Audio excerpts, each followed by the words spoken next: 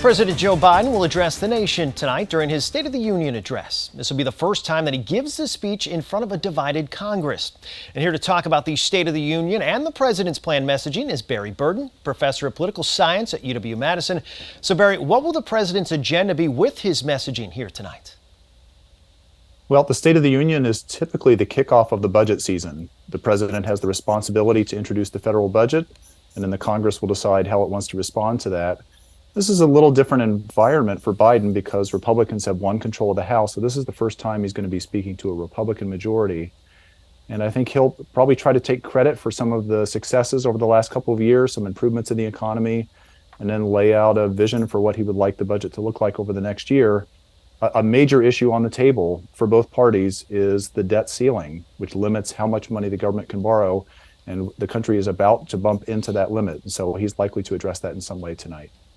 Well, the president's first stop after the address is going to be actually in Wisconsin tomorrow with a planned visit to the Madison area. What's the purpose of coming to Wisconsin fresh off the heels of that address?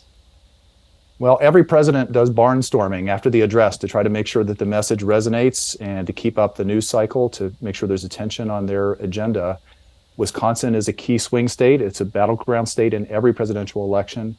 Very competitive statewide elections here. So, this State of the Union address is not a campaign event, but it probably is building some of the foundation for his presidential campaign. He's thinking about Wisconsin's importance in that. Madison, as a city in the state, is a really friendly environment for him, a heavily Democratic city where he's been before. And so it makes sense that he would pick a kind of comfortable spot in an important state to come to the day after the address. Presuming you think it's not a coincidence, he's done this now twice in a row, come to Wisconsin after this address?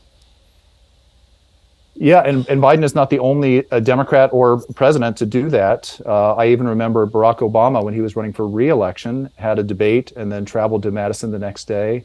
This is a state where votes just matter a lot because we decide presidential elections in part here, being such a competitive state.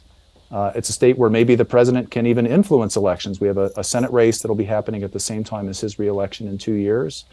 And he has a message he thinks is popular and will help out him and his party, and coming to a battleground state to help disseminate it the day afterward, I think makes a lot of sense strategically. All right. Well, Barry Burton, thank you so much for the time here today. Glad to be with you.